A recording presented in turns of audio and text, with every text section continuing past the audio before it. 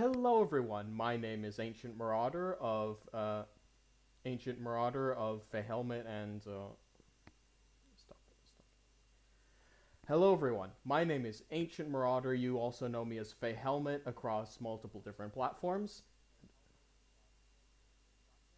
And today we're here with Domochevsky and Dead Sec Affiliate on today's fourth episode, Nerf and Airsoft. So with that in mind, let's just get into some Discord stuff before we get into the first half of the podcast. So as for Discord stuff, we don't have anything to cover. We don't have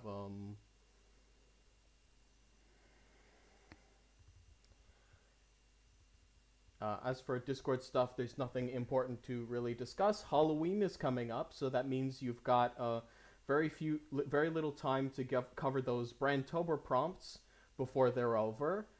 But yeah, other than that, let's get started. So, how about you, Domo? Would you like to introduce yourself? I'm having deja vus. Alright. Alright, so I am officially Domochevsky, more commonly known as Domo, but people referring to me because they cannot figure out the Chevsky. Uh, my profession is to be a toy maker, specifically making Nerf adjacent toys. I have an online shop via Etsy currently, as good a choice as that is, and I make, blasters, toys for adults. Not those kinds. The shooty kinds. Absolutely, we love to see it. The the big ones, especially the ones that are just shells. For example, yes. I They're mean, I try to have a wide variety of dart types, from the small ones to the big ones. Shells, yes, no, yeah, but shells are pretty good. the shells are pretty interesting for a variety of reasons. Like you can fill them up with more ammo than than than just having the singular thing by itself. But we'll get into that later. What about you, DeadSec affiliate? Would you like to introduce yourself? Hello, I'm DeadSec Affiliate, also known as DeadSec. I'm going to be the one mostly here talking about airsoft today. Uh, this is more of a hobby for me than a business, but it is a very in-depth hobby that I have invested a lot of time and resources into cultivating my skills uh, as somebody who creates airsoft guns and gear and accessories. I sell some of the designs that I've created uh, online. I don't really sell the items themselves as that's a lot of overhead, but I do take requests sometimes. Anyways, um, I'm going to be here talking about the airsoft stuff, and we're looking forward to it. Yeah. So with the introductions done, would would you, Domo, like to introduce us into Nerf? Like introduce us to Nerf, and then DeadSec can introduce us to Airsoft? Introducing you to Nerf. Not quite sure what that means. Like introduce the audience, introduce all of us, not just us in here. That's what I meant. Uh, hmm. Because there's a lot of nuance to the hobby that a lot of viewers just listening to us right now probably don't pick up on when they hear the word nerf. Mm, hmm. That is a very spongy question. Uh, like, who am I introducing to what and why? Like, who are you, theoretical person? Probably someone like judging by the average viewers of the Brand Wars in general, probably someone who's bought a Nerf blaster once or twice but doesn't really know how it works. That's my I see. that's my assumption. That's my assumption. Um, because like the Brent Wars really does include nerf sometimes. Sometimes we've got certain people like Flaming Moron who make their own nerf and airsoft blasters, nerf and airsoft blasters for themselves. But then you've got people using nerf blasters to cosplay and all that, which we'll get into eventually. Mm-hmm. So yeah, can you or what about how about I word it differently, Domo? How about a bit of an overview of the hobby and what got you into it? Hmm. I mean, what got me into it was finding a random hammer shot in the toy store when I was sick, and being like, you know what, this seems like fun. I'm gonna try it out and play with it, and that's what I did. And things escalated from there. Quickly. So, it's kind of how this goes. Yeah, we Since I was also working at a company at the time that had 3D printers, and they were like, you know what, if you're not using them, just feel free to do something with those. And I said, alright, challenge accepted. No. I have no idea how other people get into this hobby, but I gotta be honest. I did not play with Nerf as a child, that just was not a thing. I got into it in 2018, 19?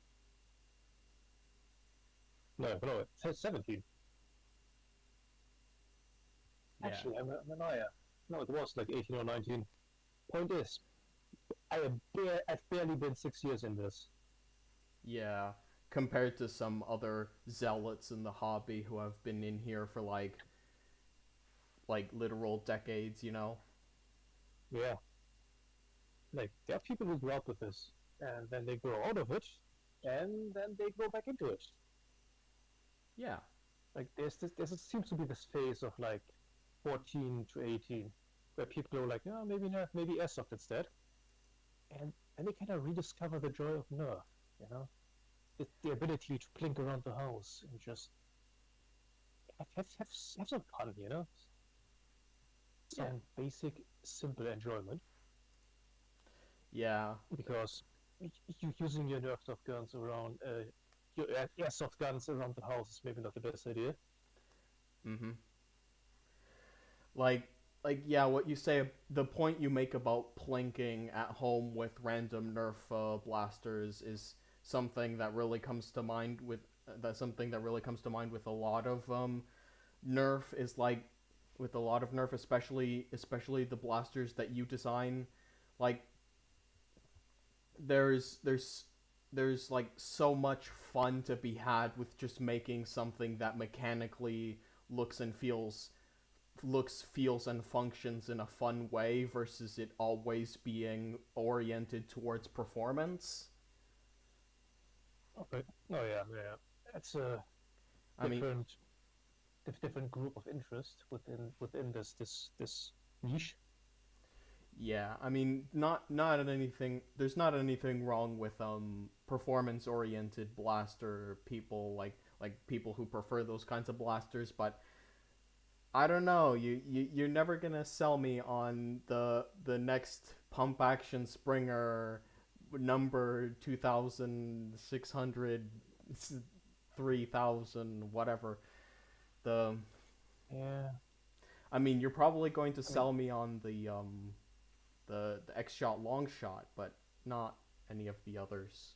Like they just become stale after a while. possibly, yeah. I mean, it's not that dire that there are thousands of pump action springers out there, but as a certain category Yeah. of of performance blasters that are all looking very similar, which I have nothing to contribute in that space. Yeah. I mean, unless you designed something along the lines of performance flywheeler, I don't know how it would Hmm. Yeah, I don't know how much you would add to that space. I don't know. Maybe if you took like the concept that some other people had with the dual magazine or something along those lines, dual magwell design, that would be fun looking, but would it feel fun? Hmm. Hmm. Yeah. Well, that's kind of the important part, is it? When you're playing with toys, it has to look, and such. Just what am I saying? It has to be fun. Is what I'm saying. Yeah. It has to feel cool. Mm-hmm. Just playing with your toy because that's what you're doing, and don't let anyone tell you otherwise. It's a good thing. Yeah. So, with that out of the way, DeadSec, would you like to introduce us to how to airsoft? Would you like to tell us about what got you into it? Would you like to tell us about what makes it fun for you and what like just in general everything we talked about with Doma, but with airsoft? Yeah, sure. I think airsoft is very similar to Nerf in that it's, play war. It's for a bit older audiences is like the barrier for entry. I don't think 6-year-olds uh, should necessarily be playing airsoft, at least not on their own. And you Yeah. definitely have to be more careful if you're going to fire an airsoft gun inside. With Nerf, you don't have to worry too much about property damage, at least not with most of the blasters you can buy off the shelf. But with airsoft guns, you need to worry about property damage for sure. So, I got into airsoft maybe when I was 13 or so. I just thought it looked cool. I thought it looked like a lot of fun, and I was right. So, It also kind of confirms what I said earlier. yeah. And So that's like, not. Go ahead. have you done Nerf before? Oh, yes. I started off in Nerf before I did airsoft, and I'm still doing Nerf to some extent, not nearly into it as you are, but I do still enjoy the hobby, and All right. that includes the more maker and adult focused part of the hobby. Totally fair.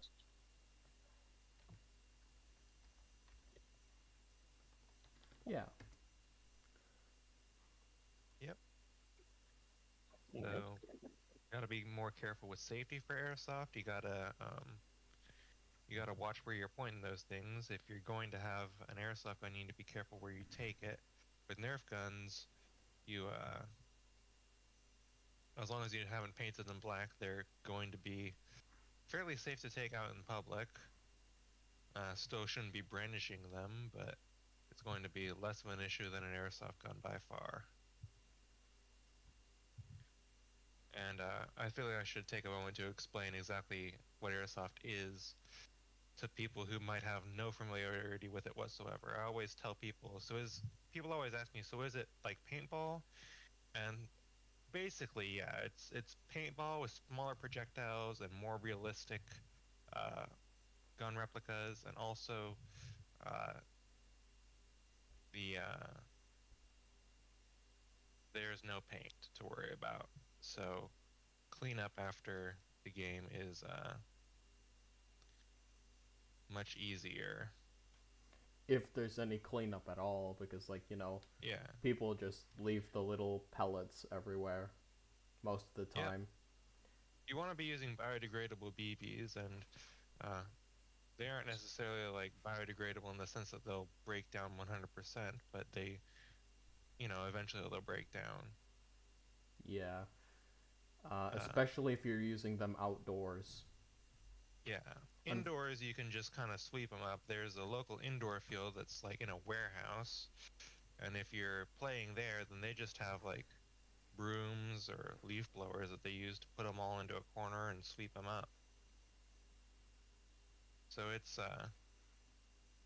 Hmm. it's a bit more messy, but also, you can't really reuse airsoft BBs. So if you're going to be shooting them, then you don't necessarily need to worry about stepping on them and breaking them because they're already toast.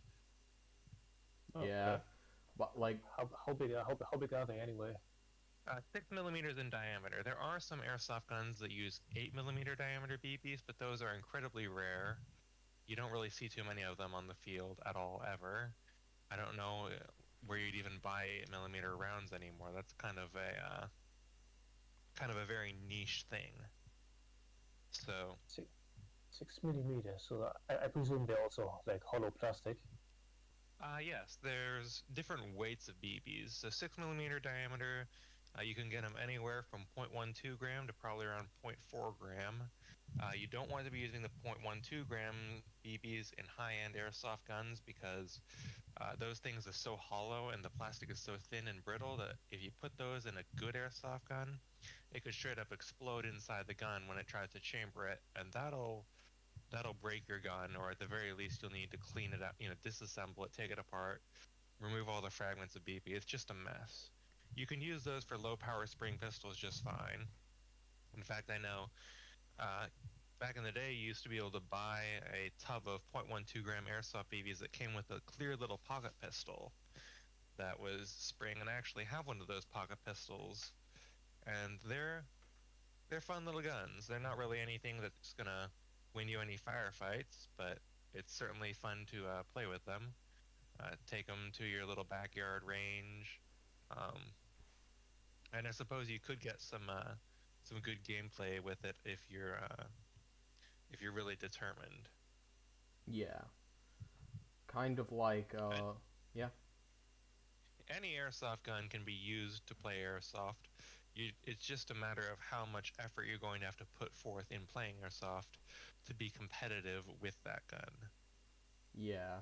Like it would be like trying to fight. It would be like the Nerf equivalent would be like trying to fight a bunch of long shots with a jolt. Exactly, yeah. You have limited range, you have limited power, limited accuracy, limited ammo capacity. You can absolutely get some good kills, make some good plays, but you got to be very selective about how, when, and where you shoot your airsoft gun. And you also got to be, stealthy and fast if you want to try and pull off that sort of gameplay successfully. Whereas with a lot of the guns that I have, a lot of the other guns I have, you can just hold down the trigger and keep everyone behind cover while you advance. I've got a minigun that shoots, I think, 45 rounds a second. It's terrifying to go up against, especially since I put a grenade launcher on the side and ran a bicycle handlebar brake to it so that I could pull the trigger on the grenade launcher from the carry handle of the minigun. There's many different levels of play for airsoft, just like there's different levels of play for nerf. You can go and you can get a jolt from Walmart for $5, and you can have a lot of fun just kind of playing inside. Or you could go and buy one of Domachevsky's custom guns and impress your friends and just have this massive behemoth of power that's going to look, feel, and work incredibly. And you're just going to feel like I don't know, a super soldier carrying that thing around and blasting enemies. We are the So That's it's brother. it, yeah. Yeah. sorry, What? sorry. Confusion. I was just about to But make a joke about the Brotherhood of Steel. Oh yeah, yes, I mean, yeah. I guess out of all my masters so far, the Motor is the most popular one, which, yeah, it does fulfill that kind of like haptic feedback of fun. Yeah, and don't forget your what was the name of your solenoid blaster again? Like the pistol that came with the stock. That came with like the stock Well, and it didn't came with the stock, the Selectric 9, this electric nine. which Yeah. So does have a solenoid in there, which is like basically this Uzi, yeah, and as with all of my stuff, it glows, because that too is part of the fun. indeed. yeah. If you're going to build something custom, don't half do it. Do it all the way. Make it as awesome as you possibly can. especially if like a simple addition like that isn't going to take that much extra effort. Yeah, And You're already putting in the work to make it. Why don't you just put in a little bit extra to make it a little bit cooler, you know? yeah, indeed. And And frankly, that, way more blasters need LEDs. yeah. In my case, that's kind of the methodology I've taken for all of the custom gear that I've built. Like I built an airsoft Mandalorian helmet, and rather than it just being kind of a static prop or a protection device, I wanted to build a rangefinder onto it. And rather than that just being for decoration, I decided, you know what, I can get a cheap little thermal module online for $50, and I can wire that up so that it's a functional thermal rangefinder. So I put about $100 worth of parts and a bit of effort into it, and now my airsoft Mandalorian helmet has, you flip down the little eye stalk and you got thermals in front of your eye. That's pretty good. Thank you. It's low resolution, low frame rate, but it has helped me in the past before. And, it's just a little bit extra effort to make something that's so much cooler. absolutely, yeah. Like with my own stuff, I've like with my own stuff, just not on topic with the podcast, but with my own stuff, I've done something along the lines of like adding little details with cardboard to my builds. Like for example, when I made my Coca-Cola can bolter, I had like instead of like a skull with wings on the side, I had like a pizza slice, which I thought was an incredible detail for the whole aesthetic of the armor I was going for. But yeah, I understand what you Mm-hmm. mean when you say like go in on the whole like functionality detail, pretty much anything you want the prop to be. If you have the effort, if you have the time, money, and effort, and ability to make it, you should definitely put in the effort. Yeah. And, and to add on to Hmm. that, I think even if you don't have the ability, but you think you could learn the ability, it's always a good thing to expand your horizons and take on new challenges and, build not only your equipment or your airsoft or nerf blasters or your armor or your cosplay, but build yourself up into a more capable person. Indeed. Yeah. Because I I didn't start out being as good as I am now. Yeah. Like having made the first blaster I made, that was not the first thing I made. Like the first item was more actually you might remember it. It was the chain slot I sent to Xavier, which was a couple of years ago now. And in hindsight, no, knowing what I know now and having the skills I have now, I can do a better job, Yeah. and that is still on my list to do. It's like with any art form, like you just Mm-hmm. whenever you get whenever you get good at something, you want to go back and redraw it. You see it like 1,000 times on art pages where like someone will take their old drawing and redraw it nowadays. Yeah, yeah. Which is sometimes it's tempting, other times it's a trap.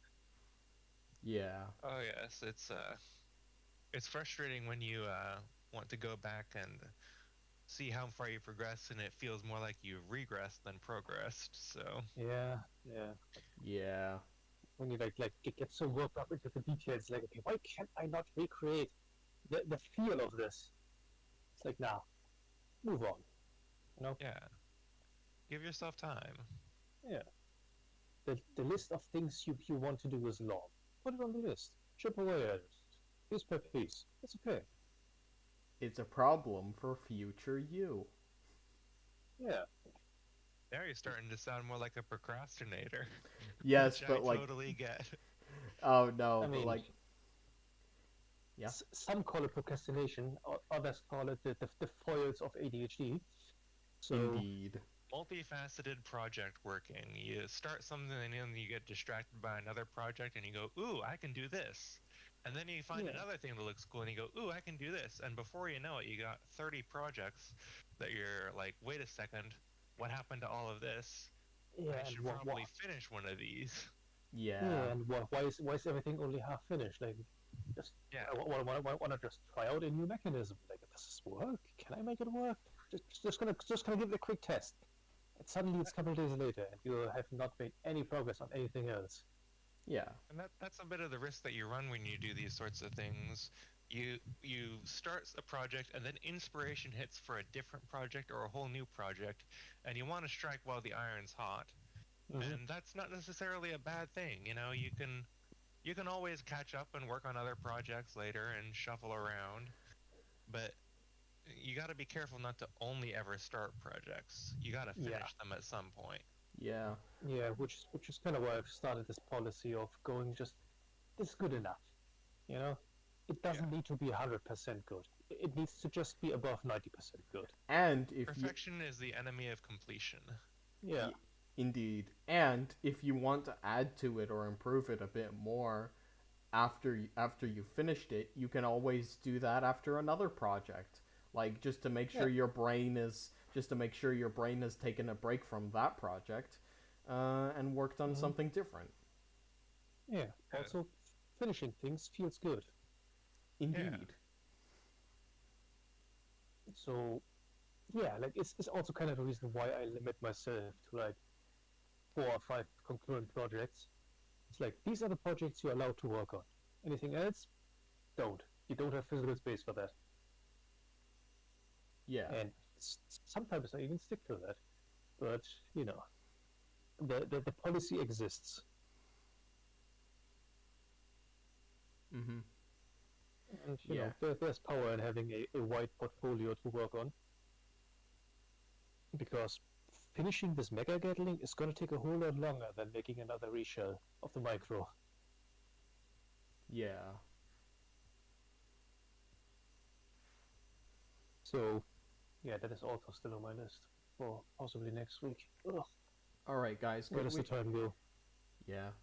All right, guys. Could we do a safety PSA of like what to do and what to do and what not to do about like with Nerf and airsoft stuff before we head on to the second part of this stream? Like Yeah, like that sounds good to me. let's remind the viewers to always wear eye protection during Nerf and airsoft events, and in particular for airsoft players to always wear their kit, always wear the body armor, always wear gloves and teeth and a face mask, especially especially for Nerf players to always wear a face mask as well. Yep. Hmm. I mean, it doesn't have to be a full face mask, depending on where you play. But yeah, Yeah. having like something to protect your eyes is a good idea. Yeah. Yeah. You want to make sure your eye protection is ANSI Z87.1 or above for your eye protection. You definitely want to have lower face protection. People have gotten their teeth chipped or shot completely out.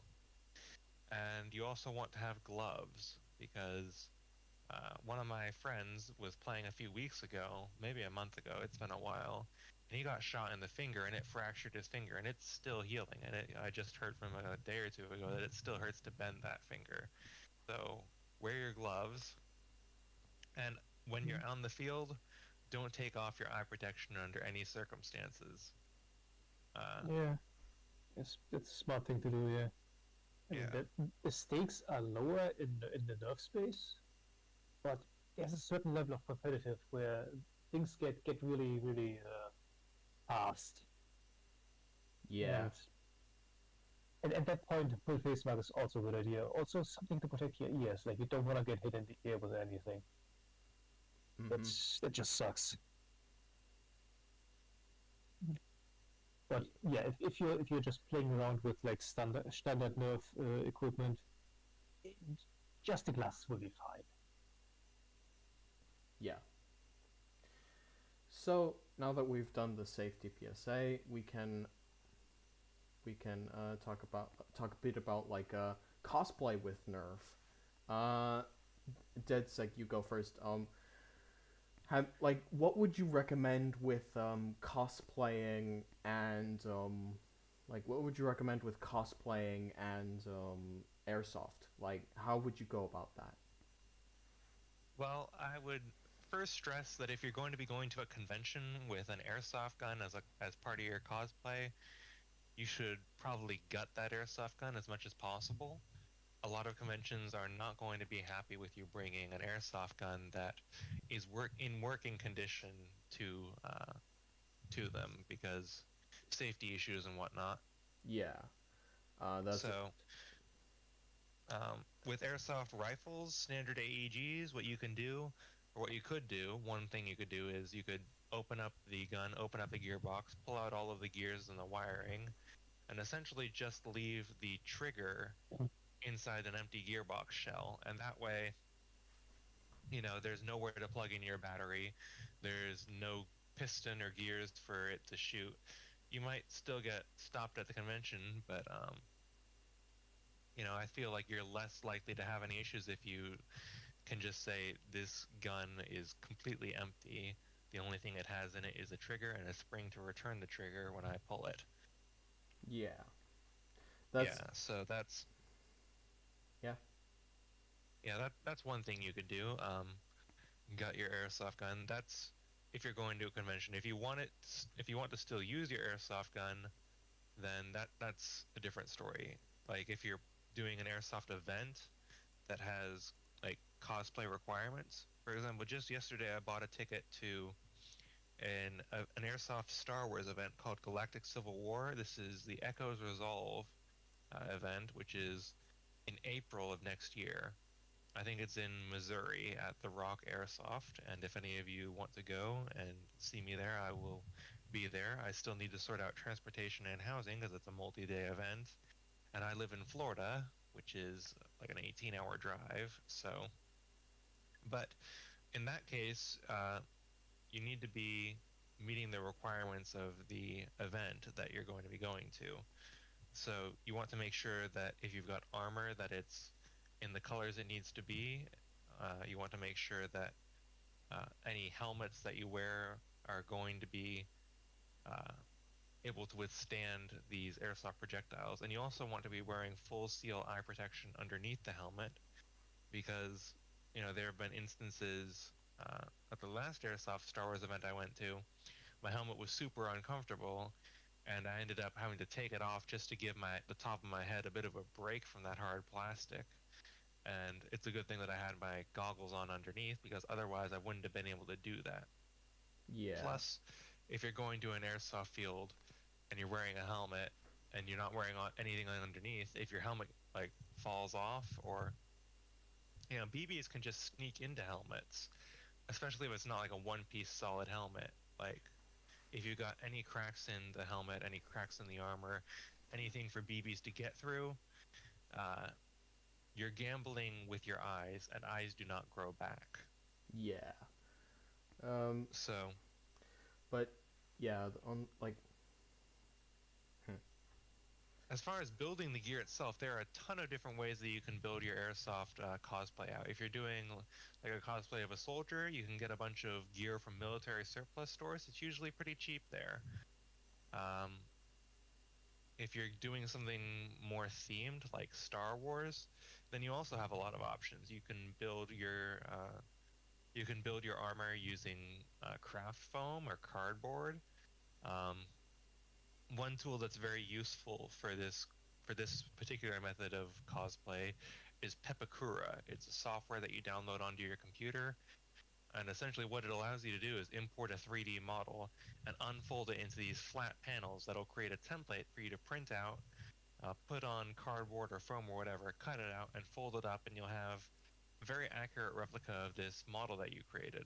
And yeah, there's a lot of pre-generated designs for these things, so you can download Peppercura files for Iron Man armor, Halo armor, yeah. um, I I've Warhammer armor. yeah I've heard of Pepakura before. I've really wanted to get it sometime because I need to start designing some more armor. Um, Need to start Software designing. is actually free, Wait. even if you just want to. Yeah, it's free. If you want to be able to save and export the files that you create, then you have to pay for the paid version of Pepakura Designer. But if you just want to download files that other people have already created and print them out as is and use them as is, then Pepakura Viewer is completely free, Oh. and you can use that. And if you want to, test Pepakura with your own 3D model, then you can download Pepakura Designer and you can use it to unfold your model and create this kind of layout and essentially create Yeah. your your parts layout for whatever model you created. The only paid feature that you would want to have is being able to save your work and come back to it later or edit it later. So if you Yeah. want to create it once and be done Sorry. with it without having to scale it at all, then you can create it in the free version of Peppergrow Designer, print it to a PDF, and then you'll have a PDF version of your file Excuse that me. you can use. But then, sorry? We're getting a bit off topic. Just to let you Yeah. know. But yeah, So amazing. that's a useful tool for creating cosplays for airsoft. You want to reinforce your armor. People use fiberglass resin, plastic resin. Sorry. Uh, Sorry. This isn't. This is certainly like. Sorry. Yeah. What are you apologizing for? sorry, could you repeat the question?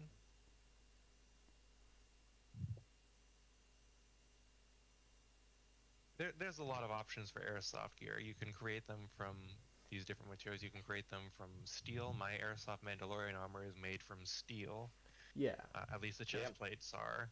It's 4mm thick mild steel. I used a service called Sencut Sen to cut it out for me. And then I bought a press brake attachment and used the pneumatic press at my work to bend it into shape. And that's one method you can do it. 3D printing is another great method. With that, you want to make sure that your airsoft or that your armor is airsoft ready. So for that, you want to use a material that won't warp when the sun. PETG or ABS plastic is a good material. You want to make sure that you print it with enough walls that it can withstand airsoft BB's impacts. Airsoft is pretty tough on gear like that, but if you print it right, you make it thick enough, it can withstand the hits. And of course, you also want to make sure that if you're putting a visor in your helmet, that it's a material that won't shatter if it gets hit with a BB. So don't use glass. Another thing, don't use mesh for your airsoft protection for like goggles or for your visors. If it's a visor, you can put mesh on if you're wearing goggles underneath, but mesh goggles are not a good idea. BBs can shatter on those and send shards of plastic into your eye. Yeah. So that's both a cosplay tip and a safety tip. Don't use mesh for your viewing port. Yeah. Sorry to interrupt you there. I thought you were getting a bit too off topic. You're fine. Yeah, but what about with Nerf, Domo? What about with like do you have like any advice for cosplaying with Nerf blasters? I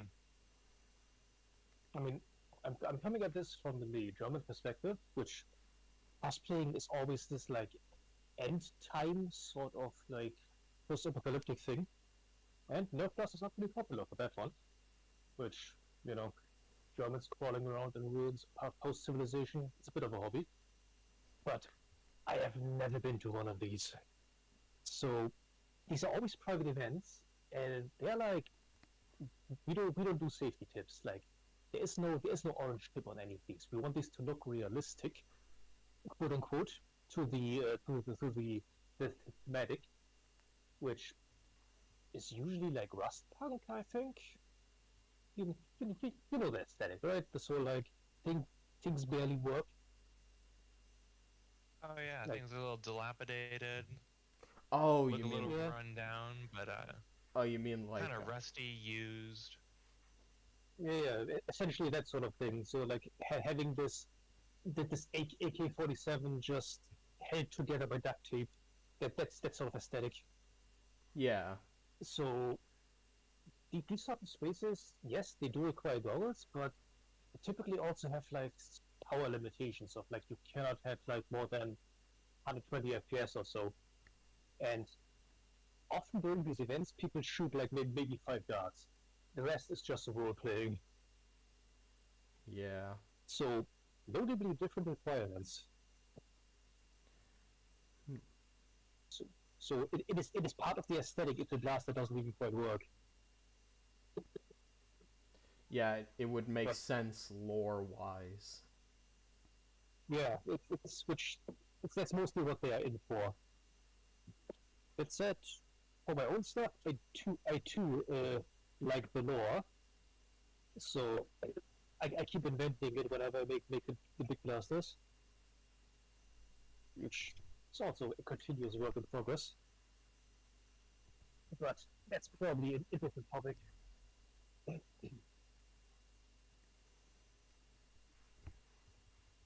Yeah. Another So thing that yeah, that comes to mind with like cosplaying with Nerf was like that I mentioned this in the previous recording that didn't work, but because my power went out, but the Adventure Force bat, the Adventure Force bat with like the fake rubber nails and the I guess yeah, the like the Stranger Things Adventure Force bat. yes, the babysitter's bed. Indeed. Of Classic zombie swatter. yeah, which what was his name? Steve? Steve, it was Steve's bat. Love Steve. Steve's a great guy. Steve, yes, that guy. Which yeah, didn't start out the way it did. But also that kind of bed, you cannot use that to actually hit people. Yeah, because the nails Like aren't rubberized enough. yeah, like yes, they are rubberized, but not in the kind of like pool noodle way where you can actually allowed to hit people with. Yeah, you can't really smack someone super hard with it, otherwise you just risk puncturing their skin or taking out their Yeah, eye. which is also why they are not allowed at these kinds of events by default. Yeah. Unless unless again it's for just lab. So anything short of real goes. It just has to look good. Yeah. Has to be thematic. Has to look like it's about to fall into pieces. Basically, yeah, like or just held together by the wire. Or the duct I tape. imagine custom painted zombie strike blasters are a staple of those events. Oh yeah, absolutely. Will And will just taking the basics and putting pipes on it. Yeah. Like that reminds me of the barrel break inline clip modification that someone did with PVC pipes.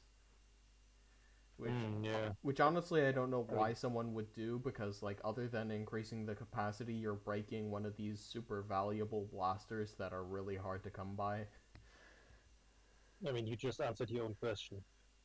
Increasing the capacity and having no regard for the blaster value, Yeah. Some which people yeah, just don't care about how rare a blaster is. They just want something special to them.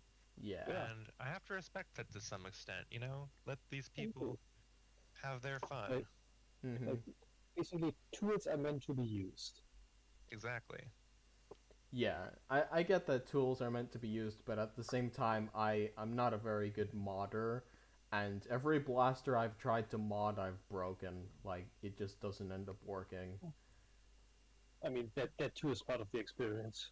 Yeah, Yeah. like I But completely gutted up a blaster like that was literally older than me. It was like 2000. It was like from 2003 something. It was like one of this air like these air blasters from the. It was like one of these air blasters from the early 2000s. But like I sure. completely gutted it up, and it ended up not working because I didn't have the right materials to make the air pump system actually work. Hmm.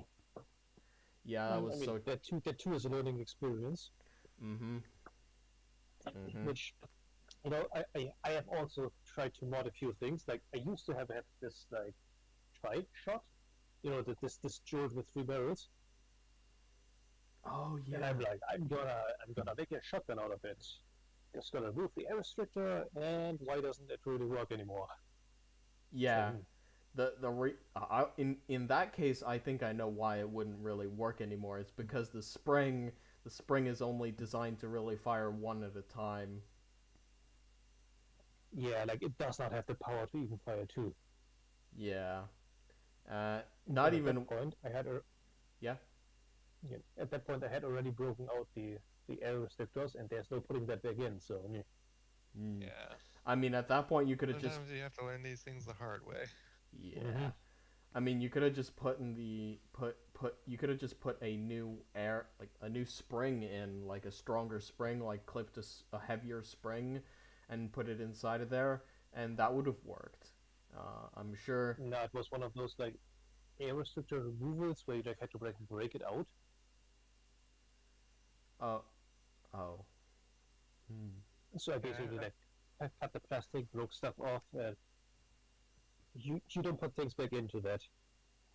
I Oh, think at that point the only saving that project would be to hook up an external air tank online with a solenoid valve and just pump the PSI up way past what it should be handling, and then just see if it explodes or launches three darts at once. Uh-huh. yeah. Just do it from behind like safety glass. It Yeah. reminds which we should say which we should probably do another quick safety PSA for like always wear a mask when you're going to use Bondo on 3D printed stuff.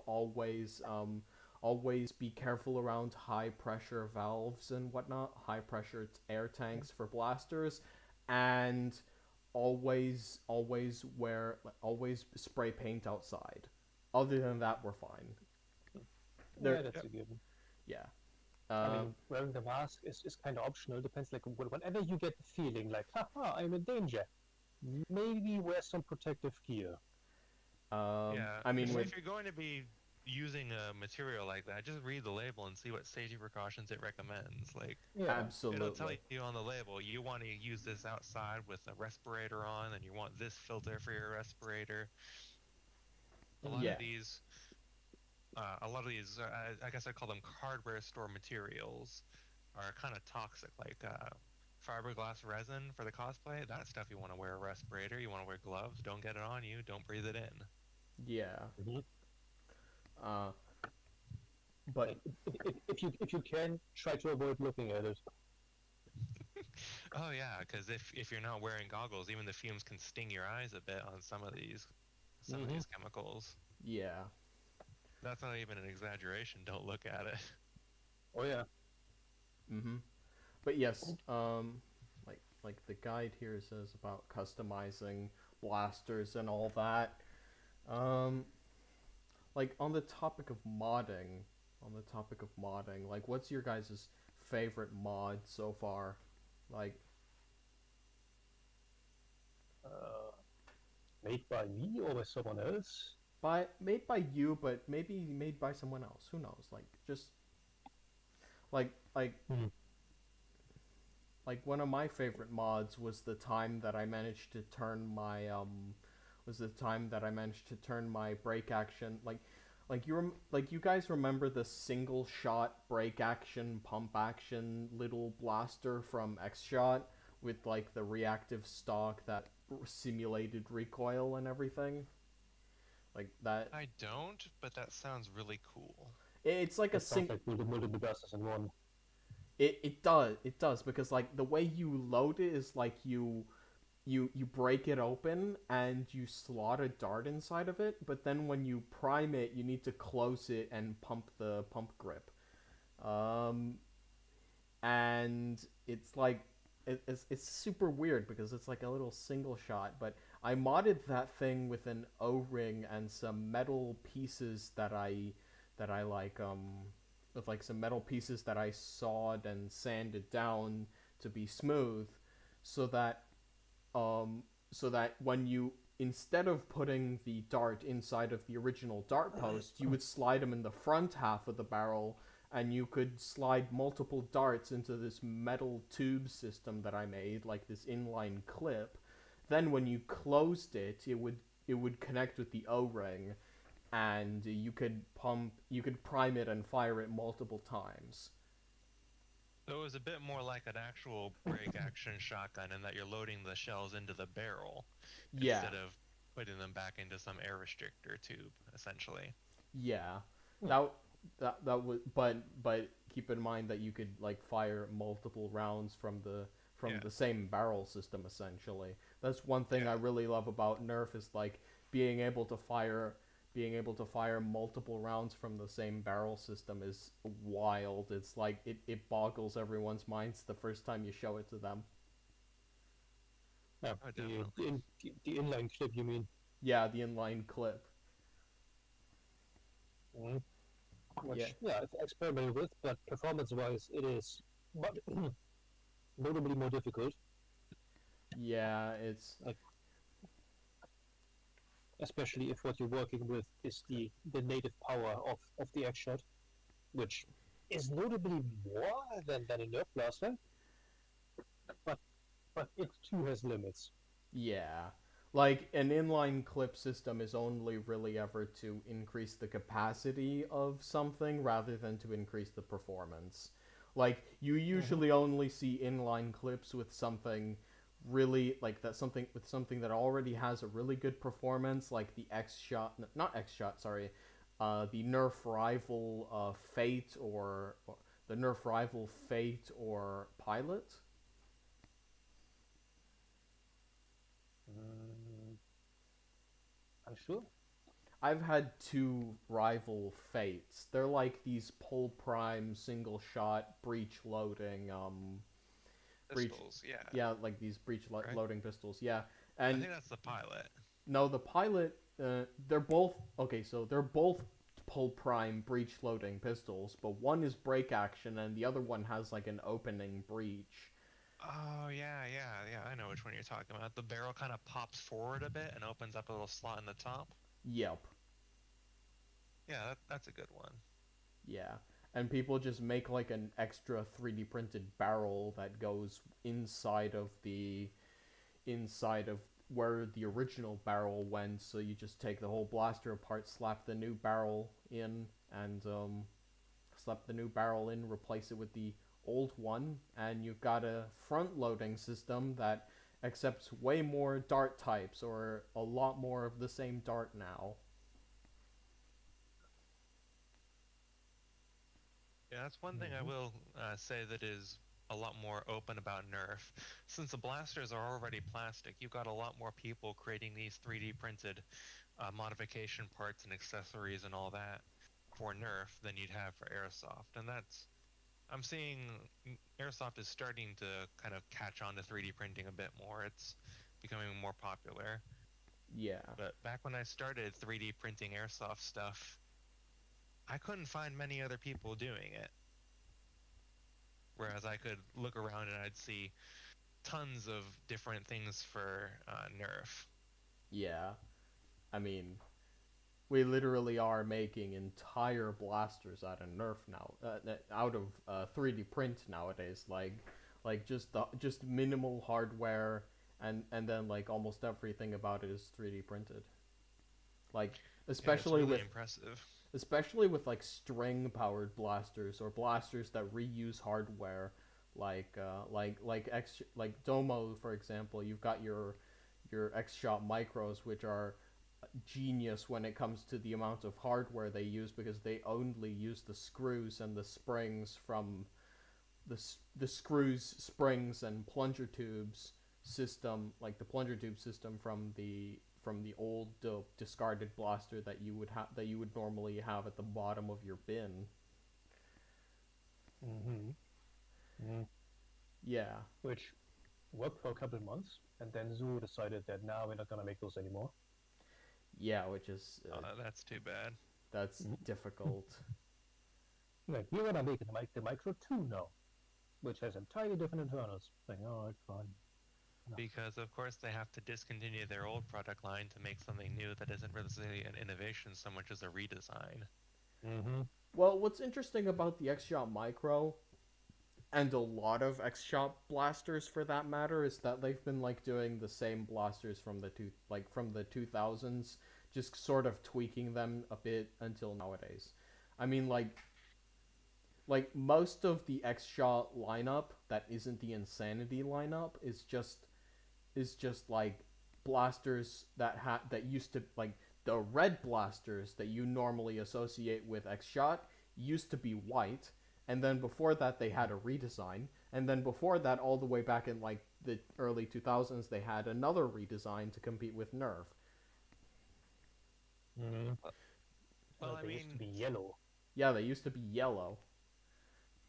think about how long the Nerf Maverick CS6 was on store shelves. That thing was, I don't know, felt like it was for sale for a solid 5 years at Walmart. You could just go and buy yourself a Nerf Maverick.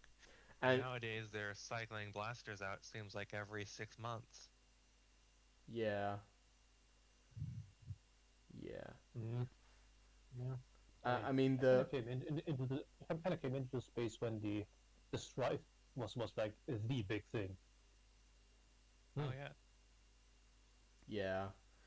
I got myself a Strife, the other, like the last flea market that I got a bunch of Nerf blasters, and unfortunately I can't see why people like it. Maybe mine has been used up and broken, but it's just a normal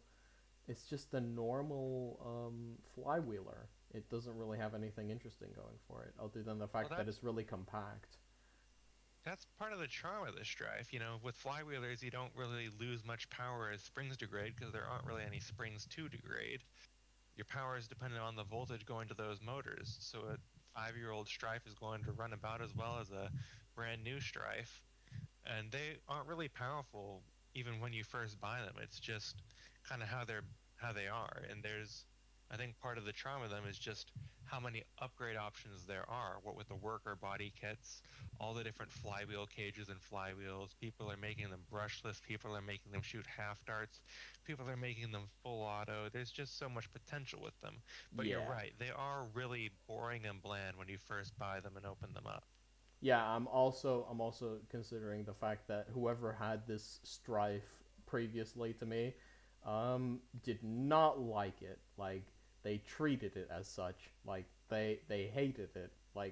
Like everything about its condition is just pitiful to me. Like they like it's shooting like barely 60 feet per second, I'm assuming. Like it barely dribble starts out.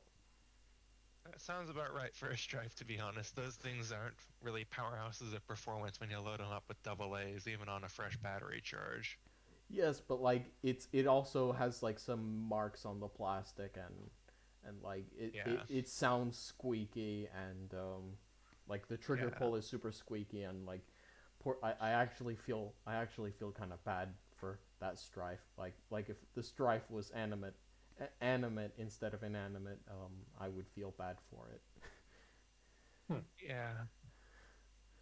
I mean, I still have a strife. I used to have two, just as this like reference model for like mag worlds and performance in basic components. It's like, okay, I want to make a sting that feeds into a blaster. Does it work in a strife? Does it work in an alpha trooper? Does it work in this other thing? I had like as a reference model for my own stuff, and because everyone has a strife, you know, so you gotta use references for something everyone has. Yeah. Um. Hmm. So, yeah, point is, Strife is a good platform for what it does. Yeah. It's it's Definitely. it's suitable. It's suitable. It's like It's a No, firm foundation to build your custom blaster off of. yeah. absolutely.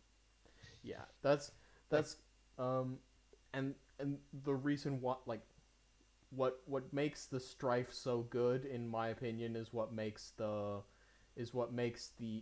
other blasters trying to compete with it a bit underwhelming, to say the least, because like like not to shame on anyone, but like I don't hmm, I'm trying to think my words out here. Like the the Flux Labs Nova and the Strife X look kind of bland to me. They're just like performance-oriented strifes that take all the same parts except for the Strife X. Like the Strife X Hmm. doesn't take old metal flywheel cages for the original Strife, which Walcom confirmed in his video. But like the Strife X is basically just a modded Strife from 6 years ago, and and and and the Flux Labs Nova is basically a different configuration of the Strife that only accepts half darts. Kind of.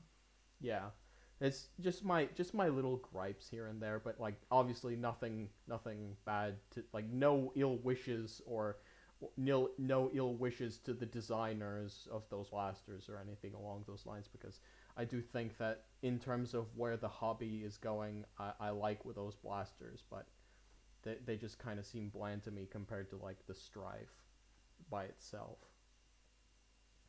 I mean, it is kind of it is an incremental upgrade to the existing platform, Yeah. Uh, which is fine. It's maybe not like $50 fine, but it I appreciate that it exists. Yeah, that's how I feel about the Nova in particular. It's like I appreciate it exists. Uh, I appreciate it exists, but like at the same time, it kind of already did exist. Yeah, if you buy the base one and then a couple hours of work and extra aftermarket parts, like no, this is one complete package, Yeah, which there's value on it. yeah. But okay, so we're already past the 1 hour and a minute mark. Do you guys want to keep talking for like another 5 minutes, or should we wrap up? Yeah, I'm free to keep talking if we want to talk for a few more minutes. Yeah, I think we We need don't really to. have too much to do. Yeah, I think we need to cover a bit more on your airsoft modification because we've talked a bit about Nerf like for the whole stream, and I'm a huge fan of the Nerf modification, airsoft modifications that you post in the Discord server that all the time. So why don't you tell us a bit about what aftermarket parts do you use? How you 3D print for all of these different projects along the lines of customized airsoft blasters. Oh, well, thank you. I will do my best to do this quickly so we don't run too much longer. But I think one thing that I like to do with the airsoft gun is I like to kind of imagine what's possible.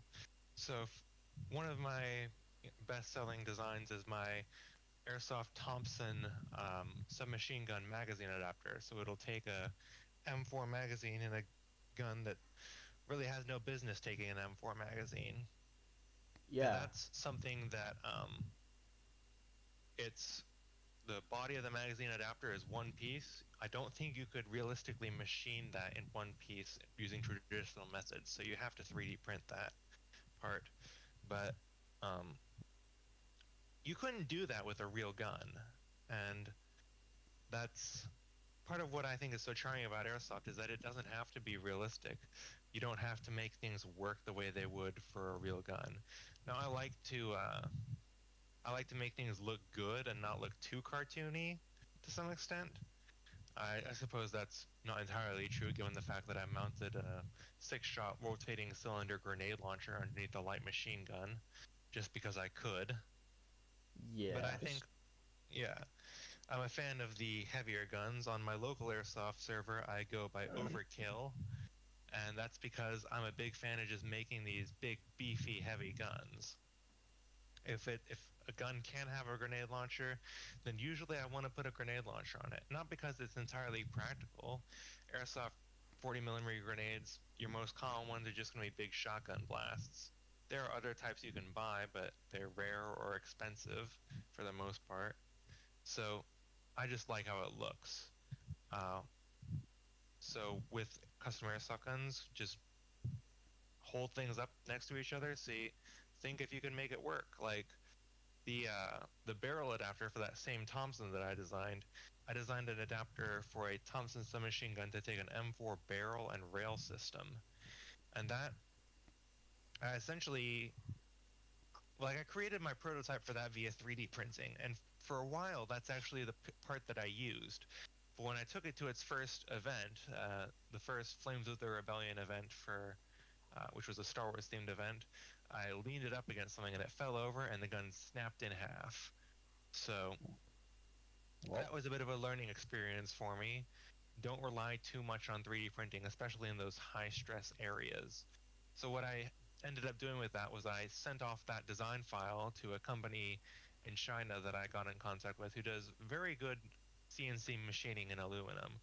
So I sent off that file to them, and like a month later, I got this perfectly machined aluminum version of the adapter that fits so well that I had to take a rubber mallet and just gently tap it into place. And now my barrel threads on properly. My 3D printer can't really handle threads the way I'd like it to. So the barrel will thread on all the way. Everything is sturdy. It's just a beautiful fit.